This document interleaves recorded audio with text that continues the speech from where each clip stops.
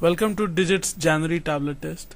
Tablets are a rage right now and many tablets have entered the market recently, and we thought it was time to test their mettle. We have tested 7 tablets. Here we have the tablet that started the mad rush, Apple iPad. This is a Galaxy Tab, Dell Streak, Viewsonic ViewPad 7. This is the Android Phi. This is SMC Style Pad, and here's Windows Phi running Windows CE. Starting with the Galaxy Tab, this tablet is one of the best Android based tablets in the market right now. Good high grade plastic, glossy back and glossy screen. You can probably see the light shining on this device and the fingerprints. The glossy back doesn't help in the grip of the device. We would have liked a matte finish. And now looking at the ports on this device, here on the right edge we have the micro SD slot and the SIM card slot, above which we have the volume rocker.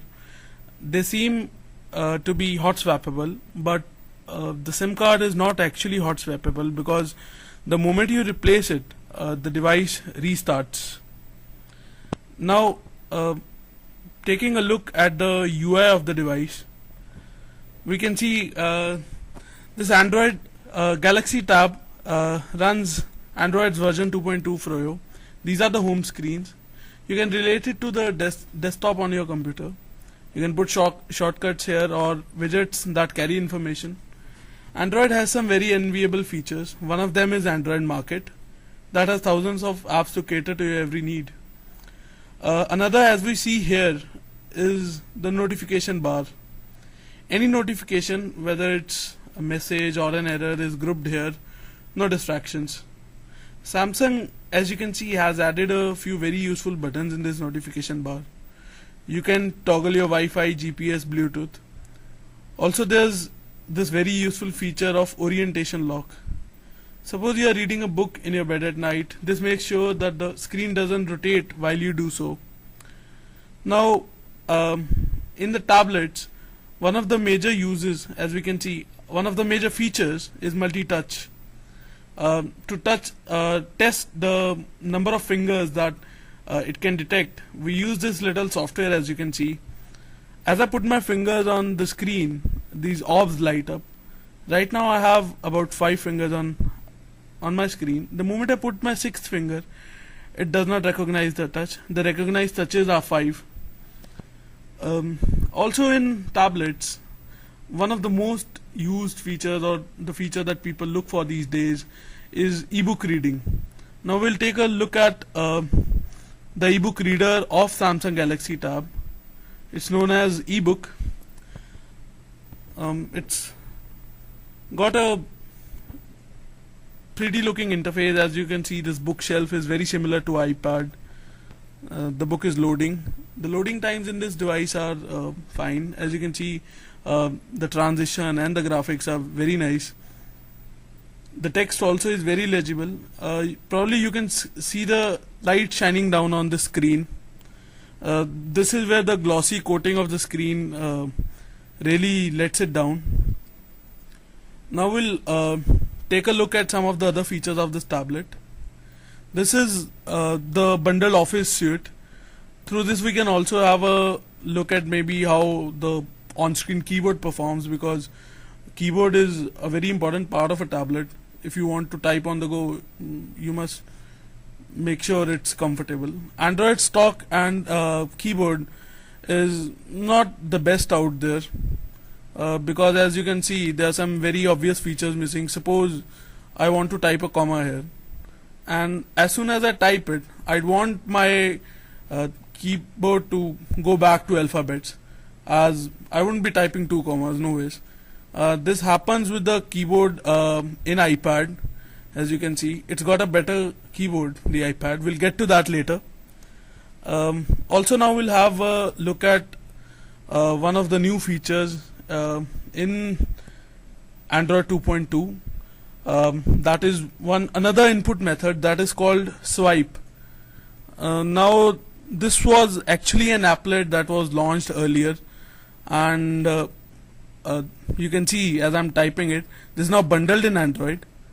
Typing it on it this is, as you can see, this video is in real time. You can see how fast is it to type, how easy it is to type. You just have to drag your finger across the screen and that's it. So now we are done with the Samsung Galaxy Tab. Now that was the Samsung Galaxy Tab.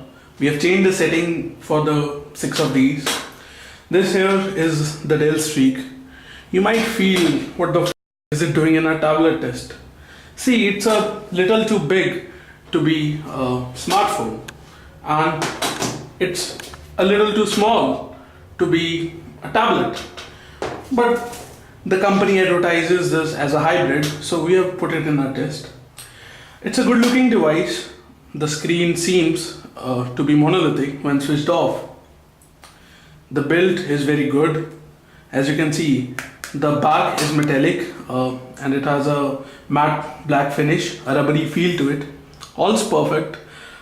Maybe the position of the lens could have been a bit better, because your finger would tend to slip over the lens when you are clicking. And this battery cover here, while you take it off, the phone switches off. So even though the micro SIM SD card inside looks hot swappable, it's actually not. By the way, the internal memory of the device is 16 GB, and Dell have very generously packed another additional 16 GB micro SD card. The touchscreen is not very responsive. It's actually the worst capacitive screen we have laid our hands on. People who bought the Dell Streak earlier might have faced the annoying restriction of having to use this tablet only in landscape mode. But we have upgraded this to the latest Android 2.2 Froyo. So this allows you to operate the device in both portrait and landscape mode. Here we have the custom UI of Dell, that is Dell Stage. This was actually introduced in the Android 2.1 update. Let's take a look at what exactly Dell Stage is. You have a system familiar that's very similar to the card system that has now been introduced in the new Palm OS and the BlackBerry OS. Each stage, as you can see it, holds specific information about only one function. So these are the stage widgets. Here's how you add a stage widget, as they call it. These are the various stage widgets you have: web, social, music, home, gallery. Let's say I want to add a gallery widget. So I click this. So here I have a gallery widget. It will display all my recent pictures, and I can also use this to enter the camera application. This is all that's unique in the Dell Streak, which is sad, because although Dell have added a lot of aesthetic customizations, but nothing useful has been added. We would have liked something like a custom keyboard, because this keyboard, the stock Android keyboard, is not very useful. It's not very usable, in fact, especially on the Dell Streak, because it's not as large as, say, the Galaxy Tab. We would have also liked something like, say, a task manager, which was built in the Galaxy Tab, but because a task manager is something that Android 2.2 does not have. And we would have liked that, but nothing additional or nothing useful has been added by Dell. So this is all that is to the Dell Streak. And now we have the first tablet. Here is the iPad. One solid device carved out of a single block of aluminium. As you can see, actually the iPad is nearly as thin as this beautiful Dell Streak we have here,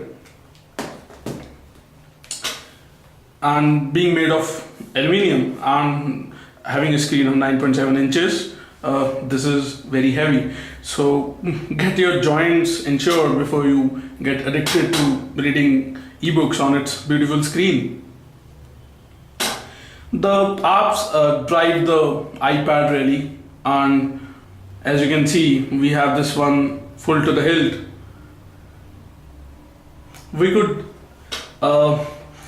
actually say that this is the actual size of a tablet, because this size really has its advantages.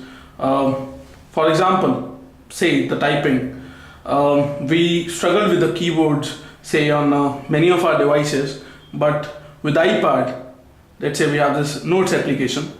So with iPad, the keyboard is almost perfect to be kept, say, on the table, and say typing like you would type on your,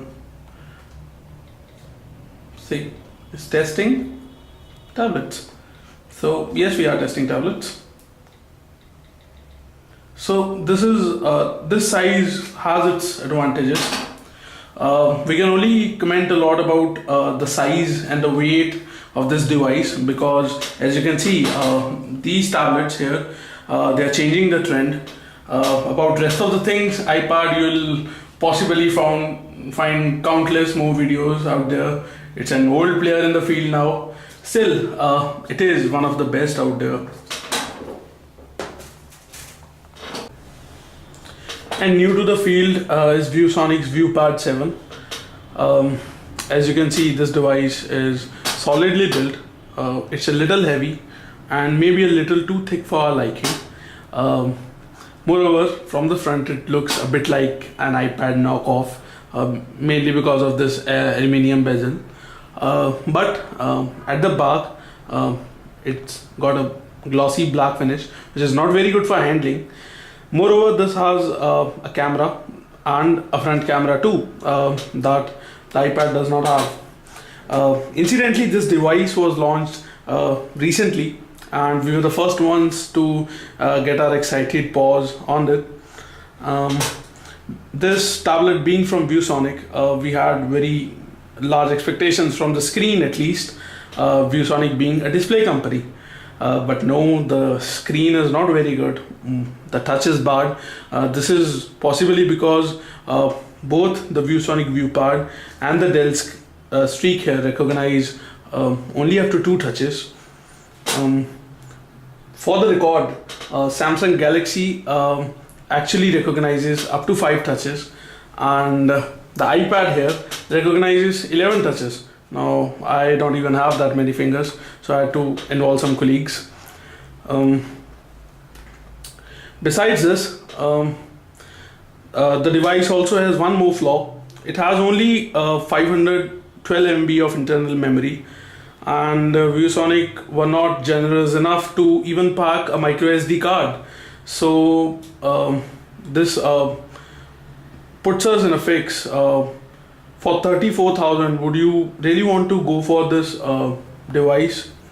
That is about it for the Viewsonic ViewPad. This runs Android 2.2, not very heavy customizations, and that's about it. Then there are the rest. The Style Pad manufactured by SMC, a company that's heavily into networking devices, and the 2 Phis, the Android Phi, and this is the Windows Phi. These two are by Infibeam, an online store. Looks like everyone wants a Pi of the tablet revolution. These tablets probably come from the same low-end manufacturing unit because they all look the same. They have slow, responsive, resistive touch screens, slow hardware, but they have their talents and come cheap at around 15k each. This one here is the SMC Style Pad. Special talent, plays videos up to 1080p flawlessly. Throw anything at it, be it MKVs, FLACs, it handles them all. It can also play most of the game and run most of the applications on Android market flawlessly. Another talent that all of these tablets have is the ports. This actually here is a USB port. You can plug your pen drive directly into this and can be read by the tablet. The company says that this is for connecting a 3G dongle. I can't really imagine a 3G dongle hanging by the side of my tablet. Then here is the USB on the go cum data port. Here also you can connect your pen drive. and this is the mini HDMI port, which is a boon. So displays 1080p videos. You can connect it to your HD TV, and you have a very good say media device for 16 grand. It's not a bad deal. One more thing, this is the same tablet, at least looks like the same tablet that you probably saw Kapil Sibal holding. Now this is not for $35, and well, neither is it a tablet that every student would want to have. Now here are the Phi tablets by Infibeam. This is the Android Phi. It is probably the worst tablet in our comparison. It does not play videos as well as the SMC Style Pad does. It also does not have a mini HDMI port or a USB port, and also this runs on Android 1.5. So that leaves you with much lesser applications on Android market. And it took us back to the ancient days. We had not even seen Android 1.5 before we tested this device. But here is the very similar Android. This is the Windows Phi. Now don't get fooled. This does not run Windows 7. It runs the core cousin of Windows, Windows CE 6.0.